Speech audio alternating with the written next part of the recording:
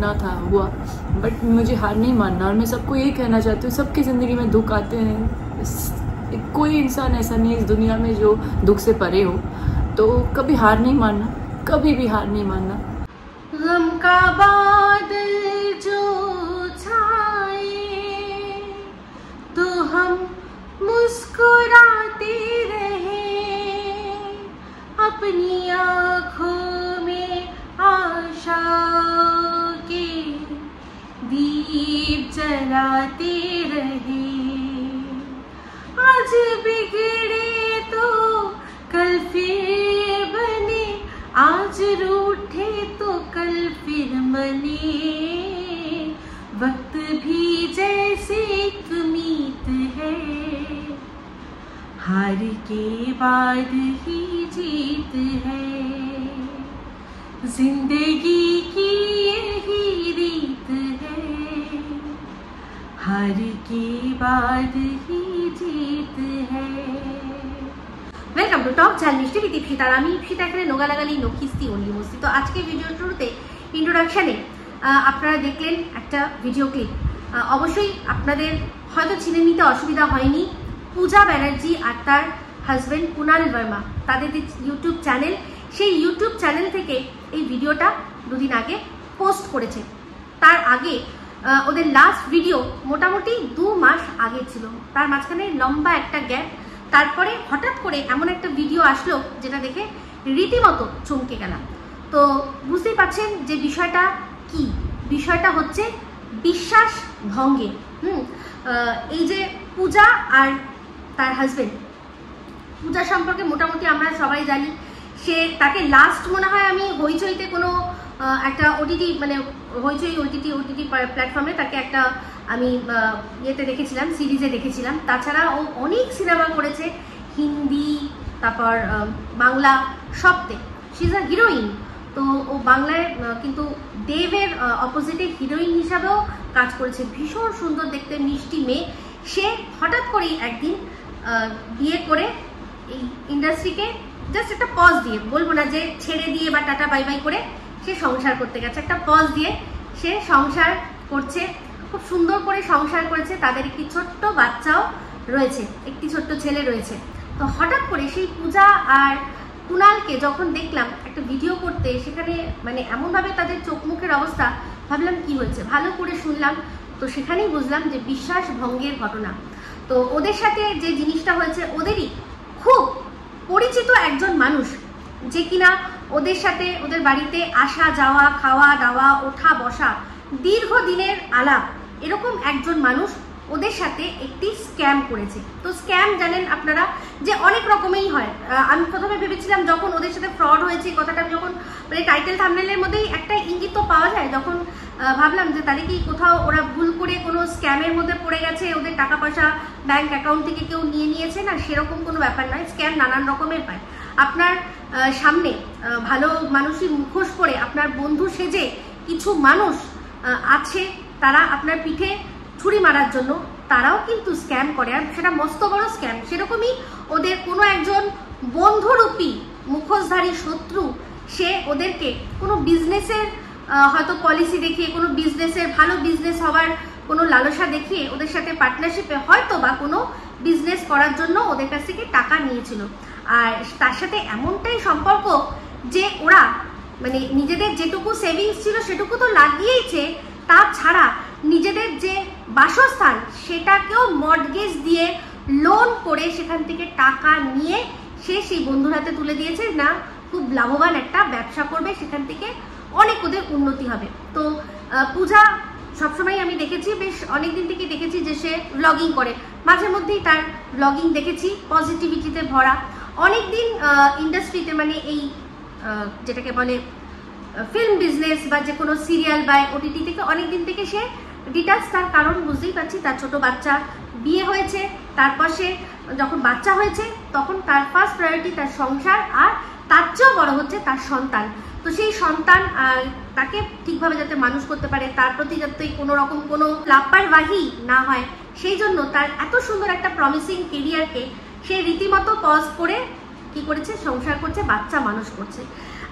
আপনারা ওর ভিডিওগুলো দেখবেন, সেখানে দেখবেন আমি বরাবরই দেখেছি যে মেয়েটি এতটা ডাউন টু আর্থ আর এতটা সিম্পল, যখন যে কোনো সেরকম পার্টি বা সেরকম অনুষ্ঠান ছাড়া যখনই ওকে দেখেছি মানে বেশ সিম্পলভাবে থাকে। ওর চেয়ে তো আরও অন্যান্য যারা কন্টেন্ট ক্রিয়েটার রয়েছে যারা কিনা এই ধরনের লেভেলের বা এই শো বিজনেসে নেই, তারা হচ্ছে অনেক বেশি মানে কি বলে আর কি সেজে গুজে বা প্রেজেন্টেবল হয়ে থাকে। ও একদম ঘরের মতো, যেটা আর্ট পৌড়ের লুক যেরকম বলে না, ঠিক সেরকমভাবে। তো এই সিম্পলিসিটিটাই আমাকে ছুঁয়ে গেছে। তো আমরা এখন যারা মানে আমি আমার দর্শকদের কাছে এই কন্টেন্টটা নিয়ে আসলাম এই জন্যই, কারণ আপনারা দেখছেন যে এখানে পারিবারিক কেচ্ছার নাম করে যেভাবে মানুষ ঠকানো হচ্ছে, দর্শক ঠকানো হচ্ছে, সেখানে অনেক দর্শকরা আছেন যারা খুঁজছেন যে এই যে যারা আমাদের ঠকাচ্ছে তাদের যদি না দেখি তাহলে দেখবো তো দেখবো কি, কে কারা ভালো কন্টেন্ট ক্রিয়েট করছে, কাদের দেখতে পারি আমরা। তো সেই রকমভাবে এই পূজার ব্লগটা আমি আপনাদের সামনে নিয়ে আসছি যে আপনারা ওর ভিডিওগুলো দেখতে পারেন। ওর যে ক্রাইসিসটা সেটা জেনুইন। তো যাই হোক, সেখানে বলছিল যে আপনারা ভালো করে শুনলেন। আমি চাইবো যে পুরো ভিডিওটা আপনারা গিয়ে ওর চ্যানেলে দেখেন, আর শুধু তাই নয়, চ্যানেলটাকে সাবস্ক্রাইব করে পাশে থাকেন। আজকে আমার এই ভিডিওটার মধ্যে আমি এই আমাদের আর কি বাংলা ইন্ডাস্ট্রি যারা আছে মোটামুটি, তাছাড়া বড় বড় ইনফ্লুয়েন্সার সবাইকে মেনশন করে দেবো। যদি কারো এমন কোনো মানুষ যার কিনা খুব ভালো ভিউজ আছে, এরকম কোনো মানুষের যদি চোখে পড়ে, যাতে যদি তারাও তাদের ভিডিওর মধ্যে একটু পূজার কথা বলে দেয়, তাহলে আজকে পূজার কিন্তু আর এই যে সংকট যেটার মধ্যেও পড়েছে সেখান থেকে একটু হলেও সে রিলিফ পাবে। তো সংকট বলতে মনে পড়ে যায় সংকট মোচনের কথা, হনুমানজির কথা। তো দেখলাম পূজা তারপরের যে ব্লগটা দিয়েছে সেখানেও সে তার বাচ্চাকে নিয়ে হনুমান মন্দিরে গিয়ে সে দর্শন করতে গেছে। আমি চাইবো যে অবশ্যই সেই ব্লগটাও আপনারা দেখবেন, আমি লিঙ্কটা ডেসক্রিপশন বক্সে দিয়ে দেবো। কিন্তু সেই ব্লগ থেকে যে কথাটা মানে আমি চাই আপনারা শুনুন। और बस मेरे बच्चे की सर से छत न जाए, क्योंकि हम घर गिरवी रख के वो पैसे दिए थे, तो अब अगर वो पैसे नहीं मिलेंगे तो हम घर कैसे छुड़ाएंगे। শুনলেন, এই জন্যই বললাম যে ওদের বাড়ি পর্যন্ত মর্টগেজ দেওয়া হয়েছে। এখন সে চিন্তা করছে যে বাচ্চার ওপর থেকে যেন এই যে বাড়িটা, বাড়ি মানে ছাদটা, সেটা যেন চলে না যায়। তো দেখুন, মানুষের জীবনের কোনো ঠিক নেই।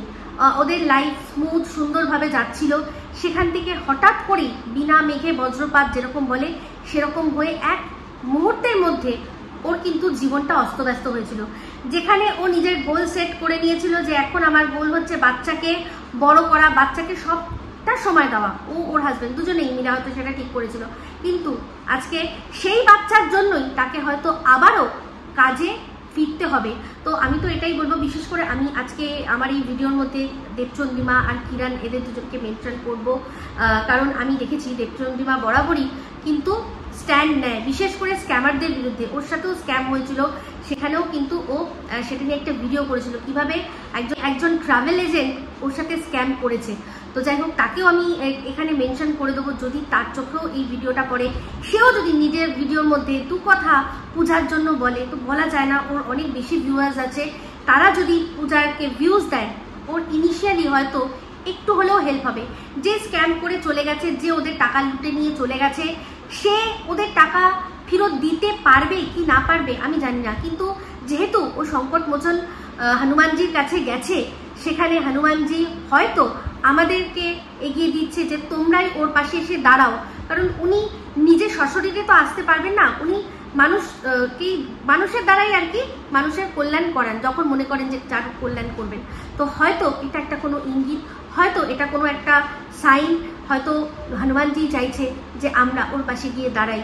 আজকে ওর বাচ্চাটার মুখ থেকে যখন হনুমান চালিসাটা আমি শুনছি, আমার দু চোখ থেকে জল গড়িয়ে পড়ছে, যখন ও বলছে যে হয়তো বাচ্চাটার মাথায় ছাদ থাকবে না। বিশ্বাস করুন, এগুলো যখন দেখি শুনি, বিশ্বাস করুন আমাদের মতো বেশ কিছু মানুষ রয়েছে, কিন্তু পৃথিবীতে রয়েছে যারা কিনা সত্যি যখন দেখছি বুঝতে পারছি যে বাচ্চাটার ভবিষ্যৎটা এখন কতটা সংকটের মধ্যে রয়েছে, তখন কিন্তু দু চোখ থেকে জল বেরিয়ে আসে।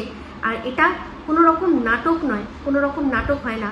হ্যাঁ, অনেকেই এই ইমোশনাল হয়ে গিয়ে ফুল হয়েছে, কিন্তু সেই ফুল হওয়ার ভয়ে যে আমরা ইমোশন ছেড়ে দেবো, সেটাও কিন্তু হয় না। হ্যাঁ, যারা আমাদের ঠকাচ্ছে তাদের হয়তো চিনে নিলাম, হ্যাঁ, কারণ আমরা জানি যে কোনো ক্ষেত্রে হয় আমরা জিতি, নয় আমরা শিখি। তো সেক্ষেত্রে যারা আমাদের দিনের পর দিন ঠকাচ্ছে, আমাদের ইমোশন নিয়ে ছিনিমিনি খেলছে, সেসব মানুষগুলোকে চিনে নিয়ে সত্যিকারে যারা ক্রাইসিসের মধ্যে রয়েছে, আমার মনে হয় তাদের পাশে গিয়ে দাঁড়ালে তবেই এই আমাদের ডিজিটাল কারেন্সি, মানে যেটা আমরা নেট ভরছি, নেট ভরে যেখানে আমরা যাদের ভিউজ দিচ্ছি, সেটাই আমাদের ডিজিটাল কারেন্সি।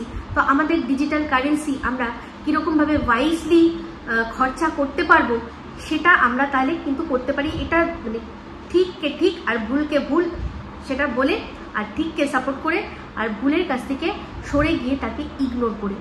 তো যাই হোক, আপনারা দেখবেন, দেখে তাহলেই বুঝতে পারবেন যে বিষয়টা কি। তো আমি এটাই বলবো যে হয়তো যে টাকা নিয়ে চলে গেছে সে হয়তো টাকা আর ফেরত দেবে না, হ্যাঁ, কারণ যদি সত্যি দেওয়ার হতো তাহলে কি আর পালাতো? কিন্তু ওদের কাছে যদি ডকুমেন্টস থাকে, যদি প্রপার, ওরা সেটা নিয়ে লড়াইও করে, সেই লড়াই করার জন্যও কিন্তু, আইনি লড়াই করার জন্যও কিন্তু মানুষের প্রচুর টাকার প্রয়োজন হয়। তাহলে সেক্ষেত্রে ও শুধু চাইছে আপনাদের সাথ, আপনারা ভিউজ দিন, সেই ভিউজ যদি হয় তাহলে সেখান থেকে আরামসে সে যে টাকাটা হবে, আশা করি এখন এই ক্রাইসিসের মুহূর্তে ওদের চলে যাবে। বাদবাকি পূজা নিজে খুব ভালো কাজ জানে। এই ইন্ডাস্ট্রিতে যদি ও আবার ফিরে আসে, মানে টেলিভিশন হোক বা ও সিনেমায় হোক, যেভাবেই হোক, যদি ফিরে আসে তাহলে সেখান থেকে যে নতুন কাজ সে পাবে, ইনকাম, সেই জায়গা থেকেও সে করে নিতে পারবে। তো যাই হোক, আমার মনে হলো যে শুধু কোনো মানুষের কে কি ভুল করছে সেটার থেকেও কে কার সাথে কি ভুল হচ্ছে আর কার পাশে গিয়ে সত্যি দাঁড়ানো দরকার, সেটাও কিন্তু মানুষের সামনে তুলে ধরাটাই একজন সমালোচকের কাজ। আমরা যেই জোনে ভিডিও করি সেটাকে কন্ট্রোভার্সি ক্রিয়েটার বলে। আমরা কন্ট্রোভার্সি ক্রিয়েট করি না, কিন্তু যেখানে যা কন্ট্রোভার্সিয়াল বিষয় হয় সেখানে গিয়ে আমরা আমাদের মতামত দিই, সেটাই আমাদের কাজ। আর অনেকেই নিন্দুকেরা বলে পিএনপিসি চ্যানেল, তাদেরকে এটুকুই বলবো যে পিএনপিসি কেউ কখনো কারোর মুখের সামনে করে না, পিএনপিসি করাই হয় পিঠ পিছনে। যেমন মানুষ পিঠ পিছনে ছুরি মারে, তেমনিও পিএনপিসিটা কিন্তু পিঠ পিছনে হয়। তাই এটা সমালোচনা, যেরকম মানুষ নিউজ চ্যানেলে প্যানেল বসিয়ে বিভিন্ন মতামত জানতে চায় কোনো একটা বিষয়ের ওপর মানুষের কাছ থেকে, সেই রকমই আমাদের কেউ দায়িত্ব দেয়নি, আমরা নিজেরাই দায়িত্ব নিয়ে কোনো ভিডিওর ভেতর থেকে এই জিনিসগুলো খুঁজে নিয়ে এসে আমরা সেটাকে দর্শকদের সামনে প্রেজেন্ট করি। তো অবশ্যই আপনারা যাবেন, পূজার চ্যানেলের মেনশন করা থাকবে, ওর ভিডিওর লিঙ্ক দুটো থাকবে, আপনারা দেখবেন, সাপোর্ট করবেন। আর অবশ্যই পূজাকে একটাই কথা বলবো যে পূজা যার হাত ধরেছে সেই সংকট মোচন, অবশ্যই তার সমস্ত দুঃখ তিনি আর কি নিজে নিয়ে নেবেন। তো পূজাকে দেখেছিলাম যখন পুজো দিতে গেছিল, লাড্ডু দিয়েছিল। পূজাকে একটাই কথা বলবো যে মহাবীর মানে বজরংবলীর ভীষণ প্রিয় হচ্ছে পান, ভীষণ প্রিয় পান, মিষ্টি পান ওনাকে দেবে, আর দিয়ে নিজে হাতে সাজবে, কিচ্ছু না, একটা এলাচ, একটা সুপারি আর একটু মধু দিয়ে পান সাজাবে, দিয়ে ওটাকে বন্ধ করার সময় ওপরটা বন্ধ করবে একটা লবঙ্গ দিয়ে, আর পানটা সাজানোর সময় মনে মনে ওনাকে বলবে যে হামনে লাগাই তুমরি বিড়া, আব তুম হারলো মেরে সব পীড়া। ঠিক আছে? তো আমি ভিডিওটা বাংলাতেই করলাম, কারণ পূজা বাঙালি, আর ওর দর্শকরা সবাই না বুঝুক, কিন্তু বেশ কিছু মানুষ আছে যারা কিনা বাঙালি ভিউয়ার্স, তাদের জন্যই মেনলি ভিডিওটা বানালাম। তো সেক্ষেত্রে জানি না পূজা অবধি আমার ভিডিওটা পৌঁছাবে কিনা, কিন্তু আমাদের সবার প্রার্থনা পূজার অবধি পৌঁছে যাক, এটুকুই চাইবো। ওর বাচ্চাটা এত সুইট, আপনারা সবাই গিয়ে দেখবেন। যাক, এইটুকুই বলে এই ভিডিওটা এখানে এন্ড করছি। যদি ভালো লাগে তাহলে অবশ্যই লাইক, শেয়ার, কমেন্ট করতে ভুলবেন না। যারা চ্যানেলটা সাবস্ক্রাইব করেননি তারা সাবস্ক্রাইব করে নেবেন। সবাই ভালো থাকবেন, সুস্থ থাকবেন। আবার আসছি খুব শীঘ্রই এক নতুন ভিডিও নিয়ে। Me Ipsita signing off. Love you all.